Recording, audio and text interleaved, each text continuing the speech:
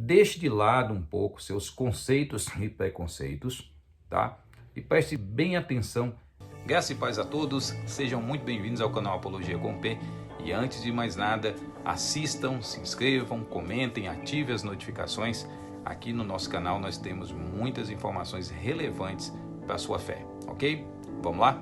Que a graça e a paz do nosso Senhor e Salvador Jesus seja sobre todos nós. Faz tempo que eu estou querendo gravar esse vídeo, e esse vídeo ele surgiu a partir de algumas coisas que têm me preocupado sobre as discussões da relação, primeiro do conhecimento científico, sobre o que é ciência, quais as relações da ciência com a sociedade. São áreas de estudo que eu gosto, que até por causa da minha própria formação, e que eu tenho ao longo dos anos pesquisado e tentado me aprofundar um pouco mais, mas tem algumas coisas nessa discussão que tem me preocupado.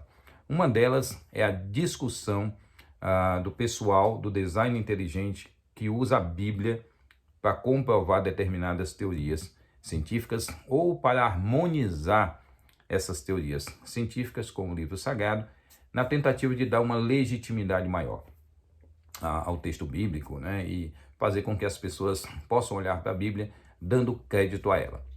Isso é interessante em alguns aspectos, porque isso é uma característica bem forte de uma sociedade cientificista, né? Uma sociedade onde a ciência se propõe a responder tudo, e tudo aquilo que nós encontramos na ciência, nós encontramos e acreditamos, logo a Bíblia também tem que ser esse livro que tem que ter um olhar científico sobre ela, e ela tem que responder a questões científicas, né? E nessas 5 razões, eu queria fazer com que vocês pensassem um pouco. Deixe de lado um pouco seus conceitos e preconceitos, tá? E preste bem atenção cada uma dessas 5 razões para que você possa fazer uma análise mais crítica disso, tá certo? Então vamos lá. Por que a Bíblia não é um livro de ciência? Quais são as 5 razões que eu tenho apontado, tá? E o apontamento dessas 5 razões são de estudos particulares meus nessa área, para apresentar o não fundamento dessa ideia, né? Então vamos lá. Primeiro, aquilo que nós chamamos de ciência moderna, ela tem 500 anos. Ou seja, quando a nossa Bíblia surgiu, né, quando nossa Bíblia foi concluída, 1400 anos depois da conclusão do Novo Testamento, surge a ciência moderna, tá certo? Só para vocês, a título de pensarem essas questões, né? Então, quando alguém me pergunta, Pastor Paulo, ou Paulo, você acredita na Bíblia como um livro de ciência? A primeira pergunta que eu faço é: de qual ciência? E por que essa pergunta é importante? Porque à medida que a ciência se desenvolve em vários aspectos, né, e ela tem rupturas e continuidades ao longo do seu desenvolvimento, à medida que a ciência se desenvolve, ela necessariamente, ela obrigatoriamente vai criar novos métodos. Então, por que eu pergunto qual ciência? Porque nós temos a ciência antiga, a ciência na Idade Média, a ciência na Idade Moderna, tá certo? E quando nós temos esses 3 tipos de ciência, que nós estudamos, pesquisamos e conhecemos um pouco, nós vemos que a metodologia e a forma de ver os objetos é diferente, né? Aquela ideia de que existe um sujeito, existe um objeto e existe um método entre os dois, tá? Ela é tão diferente que, se você estudar, por exemplo, a história da ciência, da chamada física, desde a antiguidade até os dias de hoje, você não vai conseguir ver esse desenvolvimento sem perceber as rupturas, tá? Então não é a mesma física que está só ajustando um detalhinho, uma vírgula, um ponto, não. É uma mudança completa em todas as questões essenciais dessas ciências, tá certo?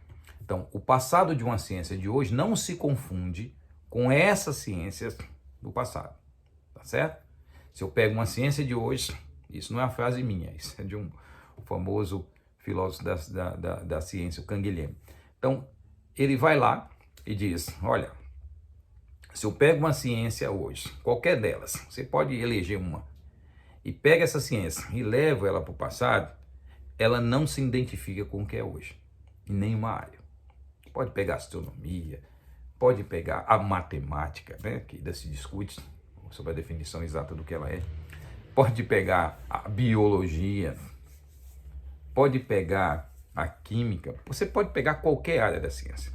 Você não vai encontrar uma mesma ciência, nem mesmo com o mesmo nome. Então, dentro da ciência moderna, os conceitos de método e verdade científica mudaram ao longo de 500 anos.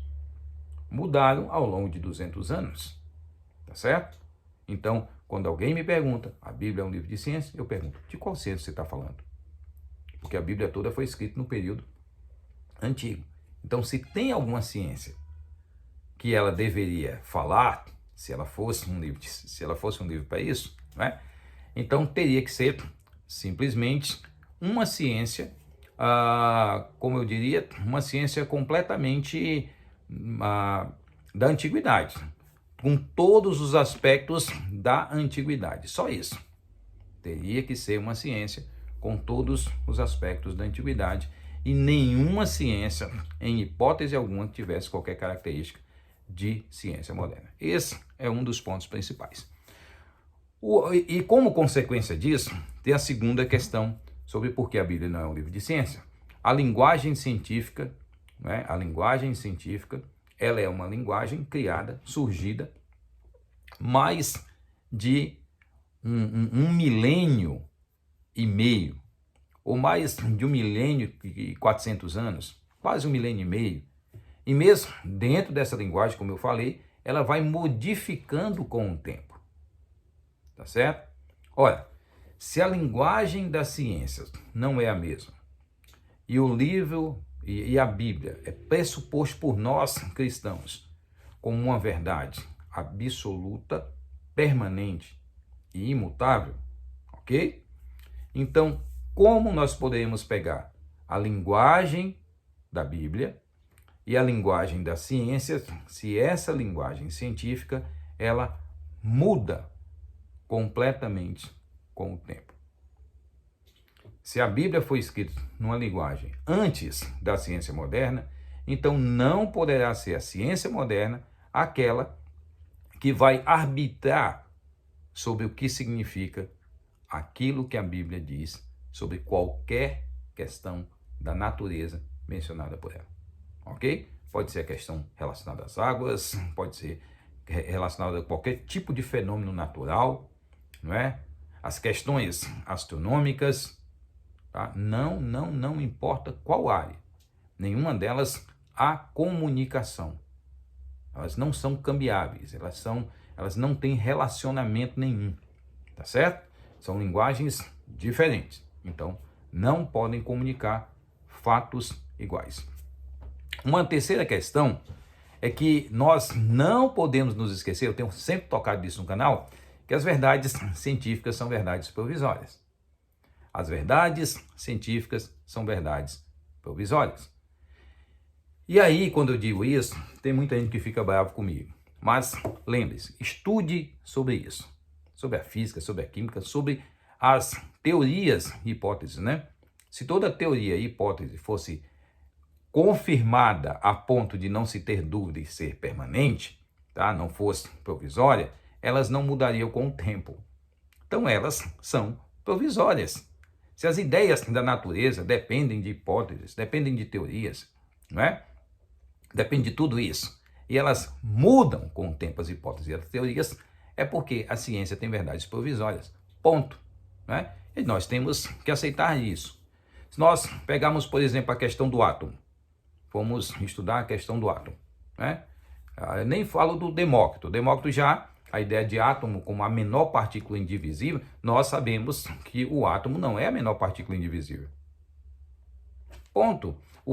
A própria expressão átomo, se nós fôssemos usá-la, criá-la hoje para designar essas partículas, ele não seria apropriado. O termo átomo não seria apropriado. Porque para Demócrito era uma coisa que não era, por exemplo, para Dalton no século XIX, que acredita que que o átomo não tem espaços vazios, não tem nenhum tipo de vácuo, digamos assim, dentro do átomo. O que não é a verdade, por exemplo, do átomo de Rutherford, no começo, já quase na segunda década, na segunda década do século XX. Ele demonstra que existem espaços vazios no átomo. Então nós não podemos afirmar em hipótese alguma que é o mesmo átomo. E hoje, não é? Muito depois dele, com as partículas subatômicas, mudou ainda mais esse conceito básico da matéria, pessoal. Estudem, procurem vídeos aqui na própria internet, né, no YouTube, pesquisem sobre isso e vejam os diferentes modelos atômicos. E eles são modelos que um apaga o outro. Ah, mas um faz um complemento, sim, mas anula o outro. Antes do Rutherford, ninguém discutia se tinha ou não vácuo em espaço vazio no átomo. Então não é a mesma coisa. Não é a mesma coisa, tá certo? Então, se essas verdades científicas são verdades provisórias, têm prazos de validade, né? Então por que nós precisamos pegar a Bíblia e colocá-la subjugada ao óculos, né, a essa lente da ciência que muda e cujas verdades são provisórias? Pense nisso, tá? A quarta questão é essa necessidade que todos nós temos de relacionar o texto bíblico com a ciência moderna. Ele rompe uma questão que é muito curiosa no estudo da teologia, que é a análise, né, da cultura, tá? Da sociedade e da história. Estudos sócio-históricos culturais são essenciais para a interpretação da Bíblia. Curiosamente, quando você vai estudar Esdras, você se aproxima da história de Esdras, a época de Esdras, a cultura de Esdras, né? Fazemos toda essa análise da cultura, da história, da sociedade, tudo, para abstrair algumas questões para o nosso entendimento do texto. Isso vale para toda a Bíblia. Curiosamente, não vale para Gênesis 1 e 2. Já pararam para prestar atenção nisso? Gênesis 1 e 2 é a única parte da Bíblia que nós não nos aproximamos da época para interpretar. Pelo contrário, puxamos para cá, trazemos para nossa época, e aí usamos na nossa época a visão de sociedade, estrutura social, cultural e a nossa história atual para jogar luz sobre o texto. Gênesis 1 e 2, essa visão cientificista é tão louca na nossa cabeça que ela serve simplesmente para justificar isso. Todos os outros textos nos aproximamos dele, desses fatores que já tratei. Gênesis 1 e 2, não. Nós arrancamos os dois capítulos do seu contexto social, histórico, cultural e trazemos para os dias de hoje. E aí falamos que estamos entendendo Gênesis, tá certo? Isso é romper aquela questão essencial da interpretação bíblica, da hermenêutica bíblica sobre esses textos, que trabalha sobre a questão de público de alto contexto e público de baixo contexto.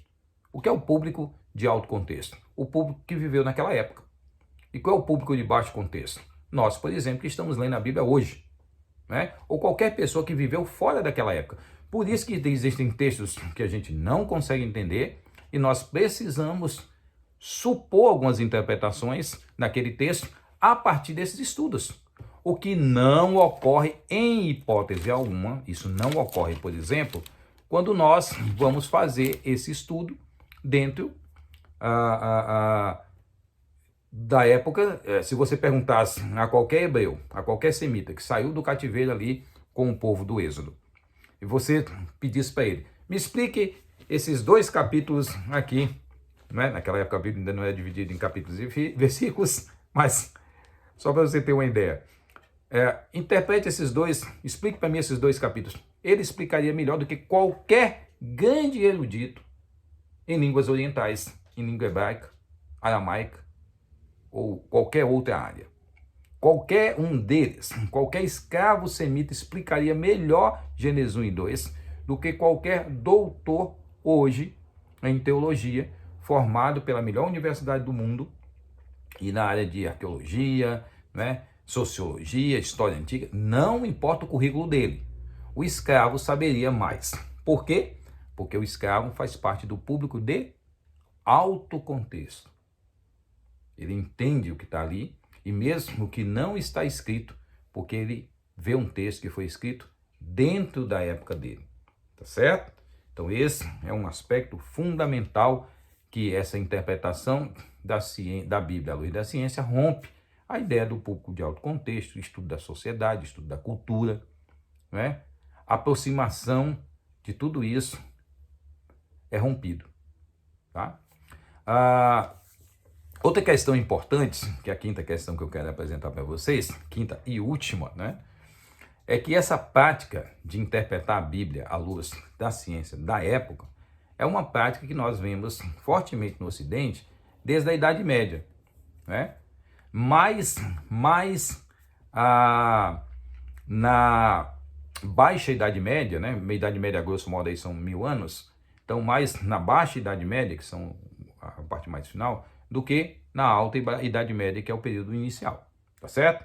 Então nós vemos essa característica sendo uma característica muito forte da interpretação, da hermenêutica, tá certo? E aí se cria depois, já nesse período bem posterior, se cria a ideia da teoria dos dois livros, o livro de Deus e o livro da natureza, né? O livro de Deus, a Bíblia, que fala sobre as coisas de Deus, a salvação, tudo, tal, e dá detalhes sobre um conjunto de coisas da vida. E o livro da natureza, que seria nada mais, nada menos do que estudar a natureza para entender como Deus fez. Já falei um pouco sobre isso em um vídeo anterior. A partir disso, o que é que nós temos? Nós temos ali a junção dessa ideia, de forma que ela é levada de forma tão forte no pensamento da filosofia natural medieval, que as pessoas começam, bem posteriormente, a querer interpretar tudo à luz. A natureza ela tem que estar harmonizada. O que a natureza demonstra, a Bíblia deve também crer, ou a Bíblia deve definir daquela forma. Ou seja, uma ideia que ajudou a desenvolver a ciência, criou um sério problema para a hermenêutica, porque acabou subjugando, né, a Bíblia a necessidade de falar a linguagem da ciência da época. E aí eu pergunto, de qual época? Ok? E aí nós temos vários exemplos, pessoal.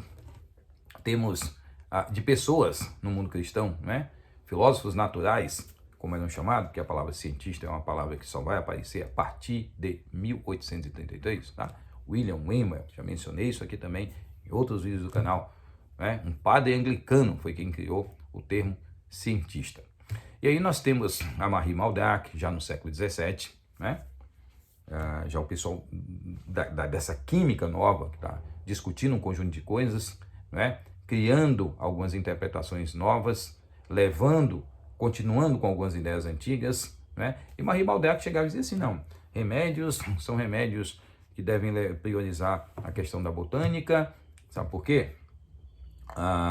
Porque Deus criou primeiro lá no paraíso, tem lá as árvores. Então, a botânica deve ser a parte mais importante para a fabricação de medicamentos, né? Tudo aquilo que envolveu também os estudos no chamado Jardim do Rei, ali no século XVII. Nós temos também Paracelso, uma figura importantíssima da medicina, né? de uma medicina que vai revisar a medicina galênica. E aí Paracelso, que é uma figura do século XVI, ele vai criar a tria-prima. E porque ele vai dizer que existem três elementos, né, ou ideias constituintes da matéria que são essenciais, que fazem parte dessa essência de tudo aquilo que existe. Porque ele vai dizer que o enxofre, o mercúrio e o sal, né, que é a tria-prima, são três elementos essenciais, porque esses elementos, né, eles são elementos, como eu poderia dizer, que deram origem, né, às demais coisas, ou melhor, eles são princípios que permeiam todas as coisas na natureza. E por que tria-prima? Por causa da Trindade. Olha a interpretação de Paracelso, usando também a Bíblia para legitimar a sua teoria científica. Tá? E tem uma questão bem mais recente, no século XIX, a discussão de fixismo e gradualismo, que era aquela discussão de que a natureza, os animais, tudo, você olhava um animal e dizia assim, olha, esse animal ele é de uma espécie que estava na arca. Se eu olho para um cão hoje, o alguma coisa dele, estava lá na arca desse mesmo jeitinho, dessa mesma espécie. Isso era o fixismo. Quando surge a teoria de Darwin e ela vai ganhando força, nós vamos ver os próprios criacionistas fazendo esse ajuste, né? E deixando de ser fixistas, tá? Fixistas absolutos, para ter uma visão mais gradualista, permitindo inclusive, como se diz hoje, que se entenda que Deus criou espécies, né, chave, que deram origens a várias outras espécies. Por exemplo, Deus criou um ser que deu origem a todo um conjunto de outros animais com as suas variantes. Então, essa passou a ser a posição gradualista adotada em ajuste do fixismo. Então, olha como isso é interessante. Então, as pessoas acreditavam numa determinada questão, à luz, supostamente à luz da Bíblia, que foi depois modificada, porque não teve como ser mantido. Tá certo? Então, esse é o grande problema. Eu tenho até um exemplo dessa questão. Tem um livro aqui, ó, interessantíssimo, Percursos de História da Química. Eu convido vocês a lerem esse livro maravilhoso do pessoal da PUC, né, nessa área. O time aqui, fantástico, de pesquisadoras e um pesquisador, né, o Paulo Alves Porto, a Ana Maria Afonso, Maria Ferraz, Maria Helena Beltrán e o Paulo Alves Porto. Um livro muito bom para quem quer entender melhor isso que eu estou falando. E aí ele cita o Van Helmont, que vive ali entre o século XVI e o século XVII, tá? E olha que coisa interessante, quando ele vai falar sobre a teoria dele sobre a química, né? Sobre a vida, sobre a natureza. Ele vai citar o seguinte sobre o Gênesis. No início, o céu, a terra e a água, a matéria de todos os corpos que surgiram depois, foram criados. Mas as águas estavam contidas no céu e não na terra. Por isso considero que as águas sejam mais nobres que a terra. Além disso, considero-se a água mais pura, simples, indivisível, firme e constante, mais próxima de um princípio, a partilhar mais de uma condição celestial do que a terra. Portanto, o Eterno tinha um céu para conter águas por cima e ainda alguma coisa a mais, a qual chamamos ar, céu ou ar vital. Pois tampouco é feito menção à criação da água e do ar, pois a etimologia da palavra céu inclui ambos. Portanto, chama esses dois, água e ar, de elementos primogênitos em relação à terra. Olha que coisa interessante. A ideia dos princípios e dos elementos, né, que Paracelso tem lá como a tria-prima, não é? A ideia dos princípios da matéria, ele vai reformular dizendo, olha, tudo bem, tem coisas lá que são assim, mas eu entendo esses elementos, e ele vai usar isso legitimando, né? Isso vai ser legitimado usando a Bíblia como modelo. A minha pergunta é, essa interpretação de Gênesis continua de pé? Essa interpretação de Van Helmont sobre a natureza das coisas continua de pé pelos intérpretes atuais? Por aqueles que amam colar a Bíblia na ciência para legitimá-la? Eu creio que não, tá certo? Então nós devemos ter muito cuidado. A ciência é um conhecimento maravilhoso, humano, e carrega todas as questões das características de quem a cria, de quem a fez, tá certo? Então nós devemos entender que a ciência vai ter suas contradições, vai ter suas ideologias, vai ter os seus erros, vai ter tudo isso. A Bíblia é um livro de verdades eternas, cuja interpretação também precisa ser feita a partir da aproximação, da nossa aproximação ao período, né? Ali a sociedade, a cultura, através também do estudo histórico que tem servido de uma forma espetacular para enriquecer o nosso conhecimento sobre o livro sagrado. A Bíblia não precisa da muleta chamada ciência, só porque vivemos num período cientificista.